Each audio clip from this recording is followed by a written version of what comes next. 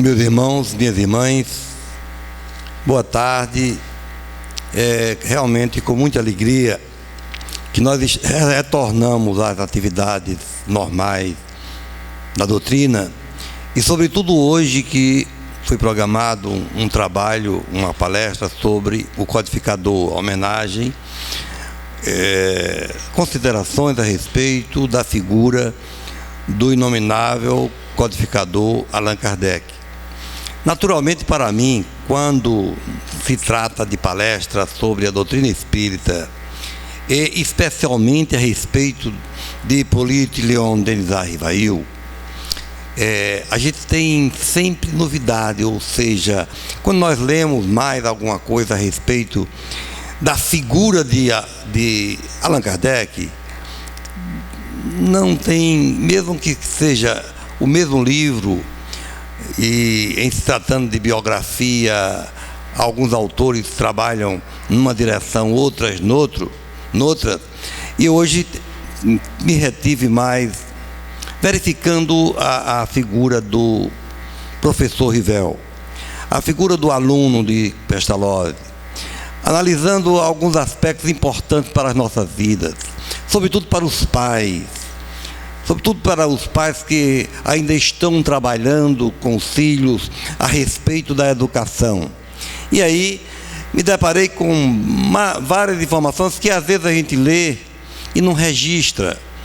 No trabalho de Zeus Antoil e Francisco Thyssen, nós vamos encontrar verdadeiras belezas a respeito da figura do filho de Jean Baptiste. O engraçado é que o pai de Allan Kardec tinha o nome é Jean Baptiste Antoine Rivel, João Batista, e a sua mãe Jeanne Louise do Ranel. Eles eram figuras importantíssimas na cidade de Lyon, sobretudo porque ele era juiz e ela descendia também de uma família importante. E nesta circunstância, como católicos, ao primeiro momento, quando seu filho, menino de seus, à época, 6 anos, verificaram que ele, pela sua perspicácia, pela sua inteligência, pela sua vontade de querer aprender, pelas indagações que fazia, ali em Lyon, talvez não atendesse a instrução de Rivel. E para isso, havia se fundado, em 1804, exatamente em 1804, lá em Verdun, o Instituto de Verdun, que era dirigido por uma figura que praticamente transformou, na época, o sentido de educação. E os seus pais não mediram esforços para enviá-lo para o Instituto de Verdun. Isso no início do século XIX. Justamente nesse período que ocorria na França as grandes dificuldades históricas. Vocês sabem que em 1804 também ocorreram alguns fenômenos importantíssimos, alguns fatos importantíssimos que é bom a gente relembrar. Primeiro, Napoleão convidaram o Papa para coroá-lo. E na cerimônia de coroação, Napoleão toma a coroa das mãos do Papa e se autocoroa. Foi um fenômeno que causou muita atenção ao mundo e ainda hoje é lembrado. Em 1804 também nascia um grande escritor francês, que se tornou célebre depois, Victor Hugo. E em 1804 nasce também Allan Kardec. Então, Hippolyte Léon. Então, era um período interessante. A França, como berço principal das grandes culturas da Europa, como um país que tinha realmente uma grande missão para a construção do desenvolvimento terráqueo, ela recebia naturalmente pessoas que pudessem contribuir para esse fato.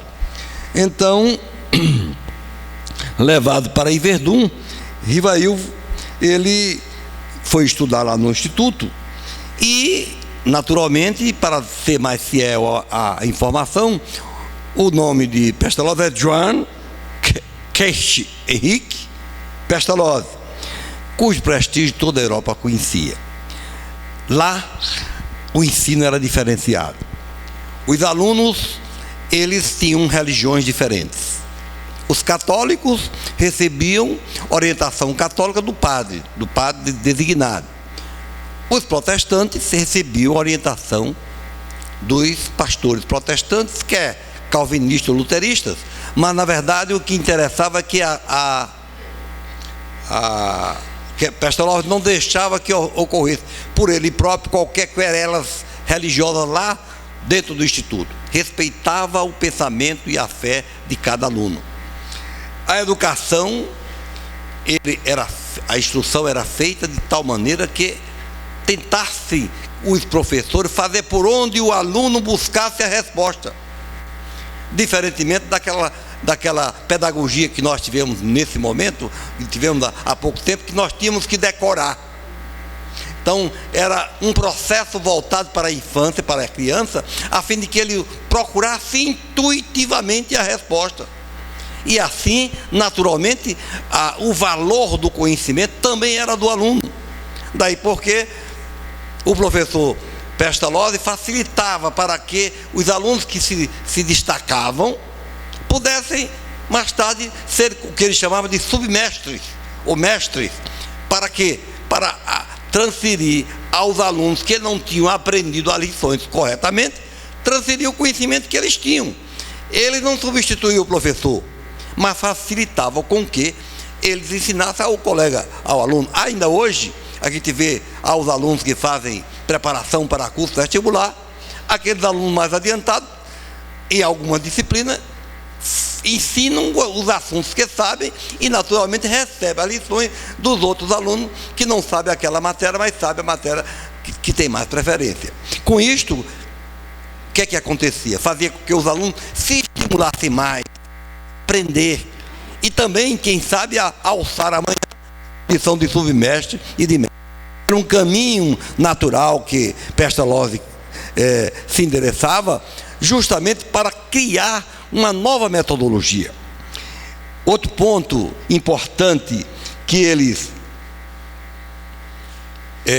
aprendiam era justamente não ter nenhum preconceito com línguas, com raças, com culturas e com hábito. Tudo isso se misturava, aprendendo as crianças e os jovens na vivência escolar a importância de todos no relacionamento interdisciplinar. E aí foi neste ambiente que o jovem, a criança Rivail, se formou, aprendendo o respeito às criaturas de quaisquer que sejam as suas índoles. Eu anotei alguns pontos porque gostaria de ser mais ou menos fiel ao que nós estamos em busca. Então, afirmava Pestalozzi com o mais absoluto interesse para que os alunos se voltassem para o progresso da humanidade, que tudo que eles aprendessem fizesse por onde fosse transferido, que não ficasse apenas com a sua aprendizagem, mas que buscassem transferir com ele. Pestalozzi estava transferindo às outras pessoas, e esses princípios ficaram bem claros no período que passou lá o nosso codificador do Espiritismo. Falei já do instinto, sem entrar em detalhes do nível pedagógico do Instituto, na relação professor-aluno. Todos os domingos, eu achei isso fantástico, todos os domingos havia uma Assembleia Geral e passava-se em revista o trabalho da semana. Eu já ouvi aqui, conversando com Humberto Ferreira, conversando com Alberto Ribeiro de Almeida, a respeito, por exemplo, do problema da família, que nós deveríamos, se possível, uma vez por semana, o domingo, lá em Verdun, fazia-se uma Assembleia Geral, onde se reuniam todos os professores para discutir e analisar os problemas que ocorreram durante a semana. Vocês já imaginaram hoje, se isso fosse fazer aqui no Brasil, com o professor pago como é, e o respeito que se tem à educação desta maneira? E aí, nesta Assembleia Geral, durante a semana, verificavam-se os pontos necessários para se fazerem as devidas modificações. Diferentemente do que nós pensávamos, naquela época já havia natação, exercícios militares para os maiores, aulas de botânica, passeio pelas florestas e pelos jardins próximos ao instituto, e também, porque era da época, ensino de esgrima e dança para quem tentasse de forma facultativa, demonstrando uma educação completa para a formação do caráter dos alunos dentro de um contexto de respeito ao pensamento da fraternidade que tanto lidou o nosso professor Pestalozzi como regra de conduta. E anotaram um ponto importante: não havia castigo nem recompensa. Da mesma forma que Deus não condena nem perdoa, Pestalozzi não castigava nem dava recompensa. E nós aqui aprendemos de forma diferente. Se você fizer o dever logo, vai ter um chocolate, vai ter isso, aquela. E se não fizer, vou lhe dar um castigo, vou lhe dar uma. E eu ainda fui do tempo de, se não fizesse, não aprendesse a tabuada, levava bolo. Ainda fui do tempo do bolo, né? Era do castigo físico, porque ficava de pé numa fileira e a professora Carmen, 4 vezes 4, 15, bolo nela. Não tinha conversa. E aquele que acertasse é que dava o bolo. E às vezes, por uma simpatia qualquer, ao dar o bolo, dava aquele bolo bem devagarinho. A professora disse: vem cá, você não sabe, vem ver como é que dá. E dava um bolo bem dado, chega, ardia na mão da gente. Eu, por exemplo, levei alguns bolos, não porque errava, porque não queria dar o bolo com muita força. Aí, paciência, para não levar mais bolo, eu tinha que dar um bolo mais ou menos, porque tinha aqueles que eram perversos, dava de você realmente sentir. Então, outro detalhe que é bom se lembrar é que Pestalozzi admitia a disciplina do dever, mas lutava para que todos fossem afeiçosos e amorosos uns para com os outros. Trabalhava desde criança esse caráter de fraternidade. Não ensinava o conflito em si. Aliás, eu não sei se é porque eu estudei no interior, Francisco, mas lá no interior da Paraíba, lá para Bando do Brejo, era assim: se a gente chegasse apanhado, apanhava também, para ser homem, né? Então é um comportamento, é uma atitude revanchista e que não ensina nada a pessoa lá, e agora ele tem que brigar, tem que ser um galo de briga para não chegar em casa apanhado. Então são comportamentos pedagógicos que desfavorecem ao crescimento de um caráter apropriado. O Instituto de Verdun ocupava-se em formar homens sãos e robustos, bons e virtuosos, dotados dos conhecimentos essenciais das relações humanas. A intuição é a fonte de todos os nossos conhecimentos. Assim, o grande mestre falava sobre a intuição, fundamento do ensino novo. Imaginem vocês, nós temos cinco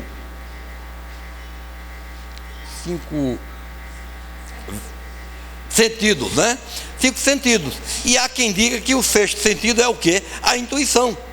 E nós médiuns, quando começamos a realmente buscar nos compreender e verificar até onde os espíritos trazem aquelas intuições necessárias para o nosso bom desempenho, quer no trabalho, quer na casa espírita, quer na família, em qualquer lugar, a gente vê que nós somos acometidos de intuições. E quando nós medimos isso, você vai realmente registrar que nós temos momentos de intuição. E quando nós não utilizamos a intuição, vemos o efeito contrário lá na frente. Então, ele naquela época já considerava a intuição, dizia ele, é a fonte de todos os nossos conhecimentos. E a pessoa, em 1804, 1810, 1815, até 1825, quando o Instituto fechou, aproximadamente, trabalhava-se já a questão da intuição. E como é importante você parar para se compreender, parar para verificar o que é que está ao lado de você, o que é que está ao lado, no sentido, agora nós sabemos, de influência, e o que é que você pode captar, olhando para as pessoas, olhando para as árvores, olhando para as crianças, ou mesmo simplesmente pensando. E nós muitas vezes não utilizamos o nosso tempo com essa observação, com essa aprendizagem, o que é realmente negativo para as nossas vidas. E Quanto à questão referente a mais de uma religião lá em Verdun, Pestalozzi trabalhava sempre uma frase da Bíblia, onde ele procurava interpretar de forma a dar a cada criatura a ideia realmente do que seria aquela sociedade, aquela humanidade que trabalhasse naquela direção do pensamento bíblico, que foi um só rebanho e um só pastor. Esse termo, essa frase, essa lição, trabalhava bem esse assunto. E Kardec, já no seu conteúdo maior, já como professor, já maduro, já em Paris, mais ou menos não, junto do seu trabalho de codificação, ele dizia sobre isso: porque dia virá em que todas essas crenças, tão diversas na forma, mas que repousam realmente sobre um princípio fundamental, Deus e imortalidade da alma, se fundirão numa grande e vasta unidade, logo que a razão triunfe dos preconceitos. Veja que facilidade de dizer as coisas. Quando a razão triunfar sobre os preconceitos, haverá um só pastor para os rebanhos. E é isso mesmo. Nós próprios, aqui, nesta caminhada evolutiva que temos na atual romagem, muitas vezes nós somos também relativamente preconceituosos, intrigantes com as outras religiões, embora tenhamos sido católicos originalmente ou protestantes, mas muitas vezes não queríamos chegar, quando eu não entendia perfeitamente essa lição de Kardec. Hoje não, com o amadurecimento, a gente vê que ele tinha razão já naquela época, que nós não temos que ter inimigos religiosos. O inimigo religioso é o materialismo, mas os outros, todos nós, inclusive o materialismo, são irmãos como nós, são filhos de Deus como nós, e que merecem a oportunidade de conhecer a clareza que tem a doutrina espírita. Por isso, é preciso que nós andemos com o sentido de considerar todos irmãos, por mais errados que estejam, cabe a nós dar-lhes a luz, dar-lhes o esclarecimento, abrir um campo mental para que eles possam realmente voltar-se a esta iluminação interior.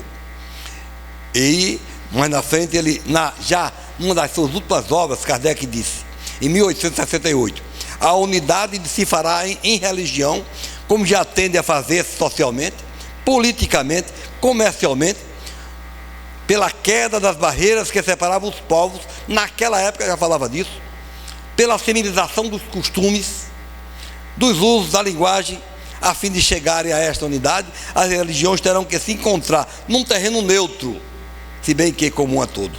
O progresso moral, fecundado pela inteligência, confundirá os homens numa mesma crença, fundada nas verdades eternas, não sujeito a controvérsias e em consequências desagradáveis muitas vezes. Allan Kardec, professor Rivel, assistiu uma das lições lamentáveis no Estudo de Verdun dos seus grandes mestres, e assistiu inclusive à partida de Leclerc lá como professor de Verdun, justamente porque não aceitava o comportamento de Pestalozzi de respeitar as religiões. E aí, em razão disso, ele trabalhou silenciosamente essas ideias, e mais na frente nós vamos ver o que é que ele fez com relação a isso. E em Verdun, contra as diretrizes de Pestalozzi, os eminentes mestres de religiões diferentes chegaram a ser intolerantes, causando muita tristeza no jovem Rivail, pois já naquela época ele já aspirava à união das religiões e trabalhava em busca de uma fórmula conciliadora. E um ano antes de sua desencarnação, ele afirmou: a unidade de crença será o laço mais forte, o fundamento mais sólido da fraternidade universal, obstada desde todos os tempos pelos antagonismos religiosos que dividem os povos e as famílias, que sejam uns os dissidentes, vistos pelos outros como inimigos a serem evitados, combatidos e exterminados, em vez de irmãos a serem amados. Eu fiz uma síntese dessa parte da relação de Rivel com a educação, da forma como ele foi aluno de Pestalozzi e o preparo que ele teve para sair da França em 1800, sair de Verdun na Suíça em 1825, com o preparo que havia tido e ir a Paris ou ir para Paris, agora trabalhar como professor em 1825. Observem que o trabalho que teve Allan Kardec, futuro, na educação foi muito grande. Além da parte referente a 1810 a 1825, 15 anos aproximadamente, lá em Verdun, ele passou de 25 a 50, mais 25 anos trabalhando na educação.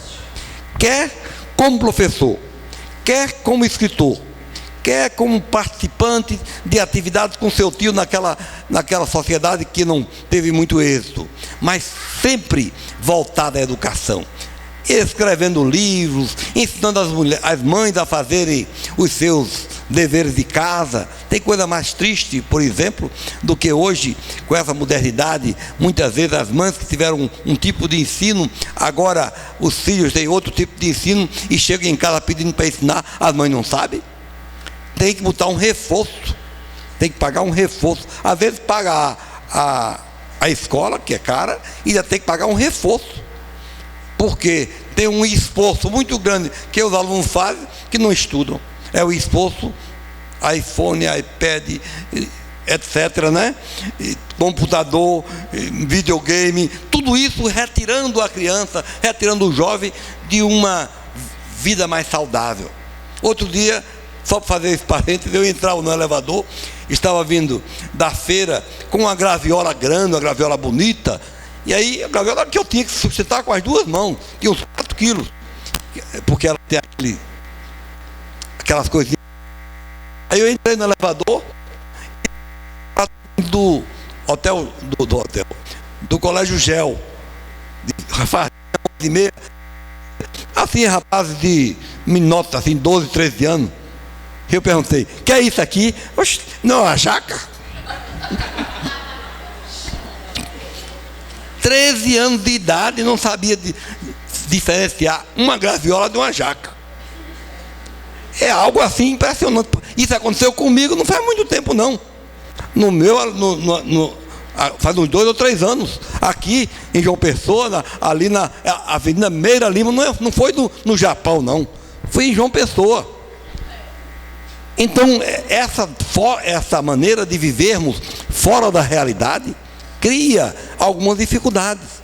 Inclusive, na forma educacional, as crianças de qualquer sexo não participam mais da vida dos pais.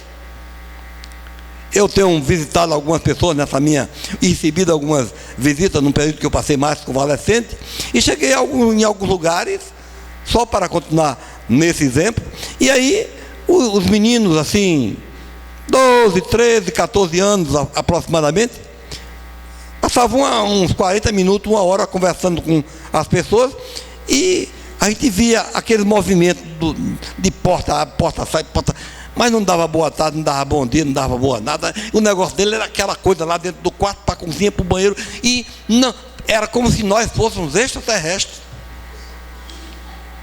Depois de um certo tempo, a mãe ficou assim meio encabulada, disse, olha, você me desculpa, mas você sabe, esse menino de hoje como é, né? É tudo assim mal educado. Ela própria disse, eu não fiz comentário nenhum, né? Eu fiz igual a Divaldo. Como é que vão todos e pronto, não quero saber quem, não identificar nada. E agora, voltando mais diretamente àquilo que vocês estão aqui hoje, para a doutrina espírita, para o trabalho especial trazido pelo codificador, a partir daquele movimento que ocorreu em Radiville, lá no condado, que fazia parte do estado de Nova York, as mesas girantes, né? Todo o processo mediúnico estabelecido a partir das irmãs Fox, esse trabalho importantíssimo que se preparou o professor Rivel para participar nas reuniões mediúnicas lá na casa do seu Baldin, em Paris, e a forma de educação que ele tivera, de ser um observador nato, de analisar aqueles casos que estavam acontecendo quando convidado para assistir reunião mediúnica, que ainda hoje, quando nós convidamos alguém para uma atividade de estudo na federação, a gente não convida mais para reunião mediúnica, porque sabemos que reunião mediúnica só deve participar quem estiver estudando. Está aqui a professora responsável por um dos, e a outra está ali, né?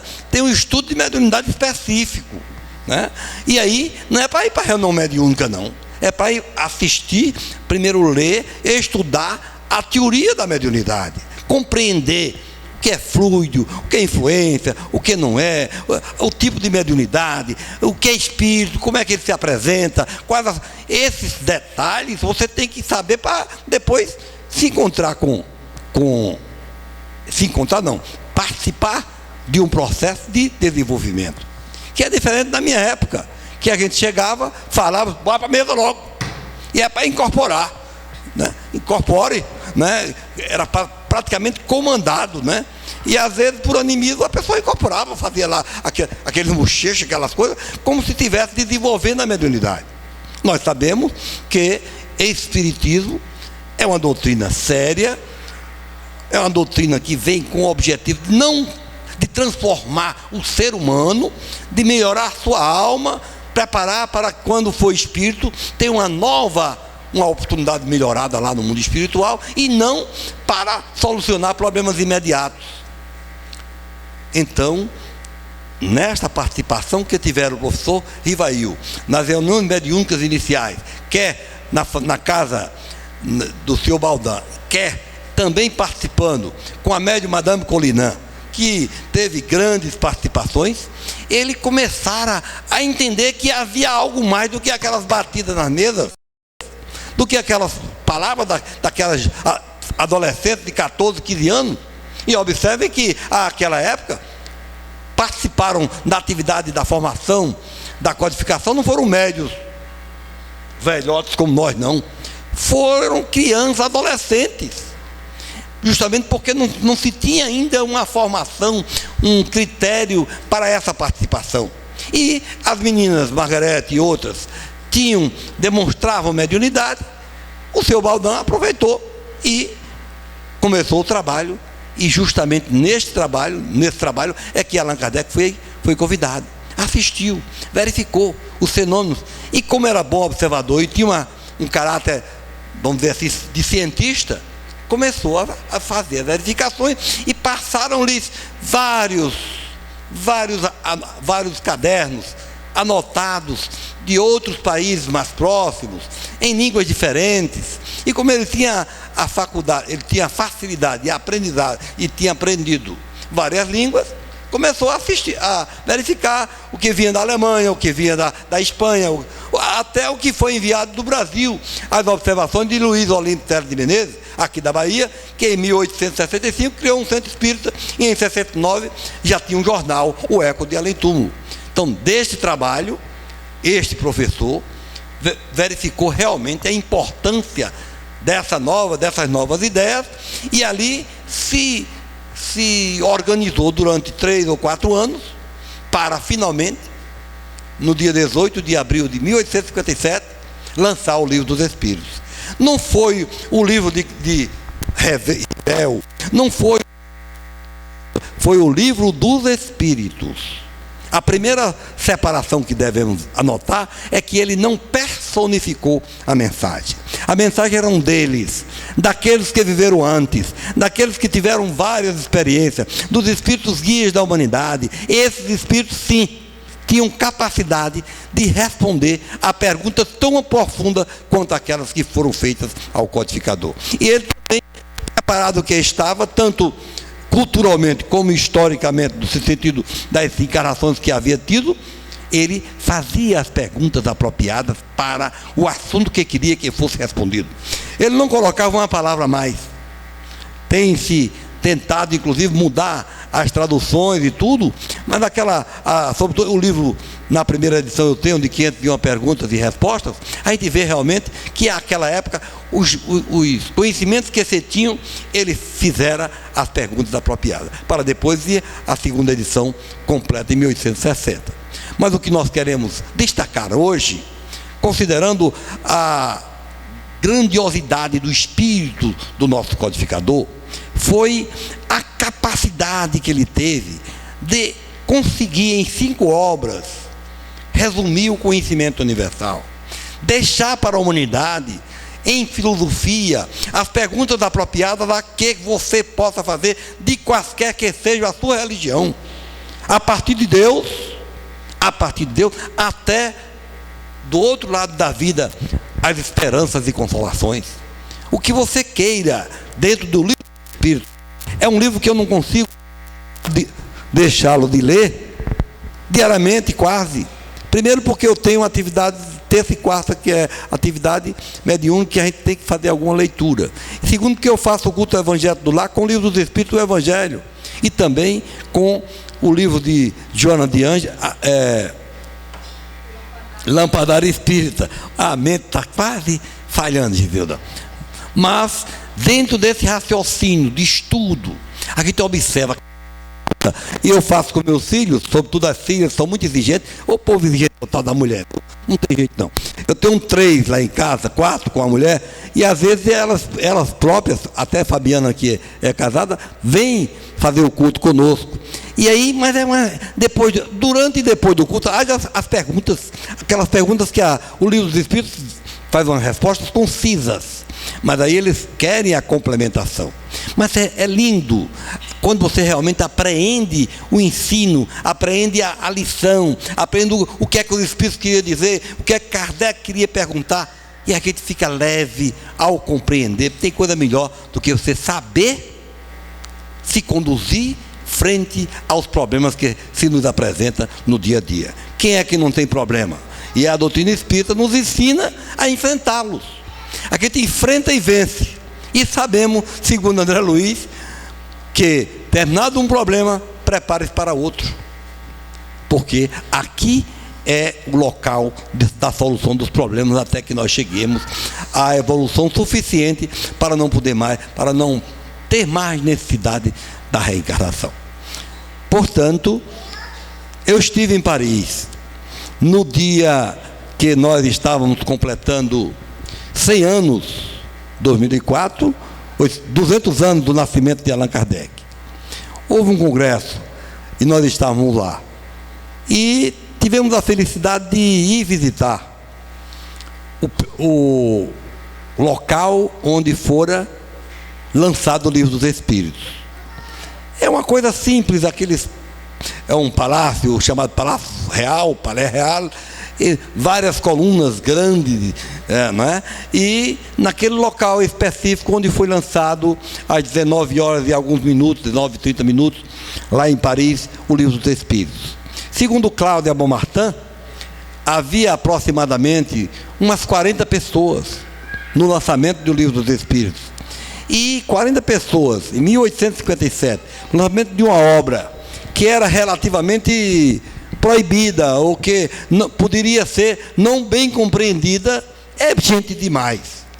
Eu já vi aqui na Fundação José Américo o lançamento de livros de pessoas importantes que não tinha 40 pessoas. Então ela me dizia que aquele local teria sido reservado para muitos eventos e que por isso foi escolhido o local. Eu tive ela também na casa onde morou Allan Kardec. Um primeiro andar simples, que hoje, naquela época, era uma atividade comercial. Eu tive inclusive com o Janduí lá, Janduí Carneiro. E lá a gente ouviu do proprietário da casa, por exemplo, como era que Allan Kardec fazia a revista espírita. Tinha um funcionário embaixo, no térreo, ele trabalhava em cima com um buraco feito na laje, digamos, ele descia, como se fazia aqui em algumas oficinas gráficas, chama-se copy desk, descia, amarrado num clipe, numa coisa, o material para ser refeito após a revisão. E um apartamento pequeno, que na entrada era logo, no primeiro andar, era logo o banheiro, o lavatório, um banheiro, uma sala e um quarto. E a atividade que existia debaixo era para as atividades comerciais. Foi uma visita assim, muito interessante, porque a gente sentiu como era o codificador. A casa de Camilo Flammarion tivemos também, e outros lugares, como o cemitério Père Lachaise, entendendo o psiquismo de um homem que podia ter tudo, mas resolveu apenas investir na educação para si e para os outros. Não teve filho, mas deixou uma netaria grande, que são seus livros, para toda a humanidade. Da mesma forma que Pestalozzi também não tivera filhos, ele não teve, mas dedicado exclusivamente à educação. Pestalozzi teve um final mais infeliz do que Allan Kardec.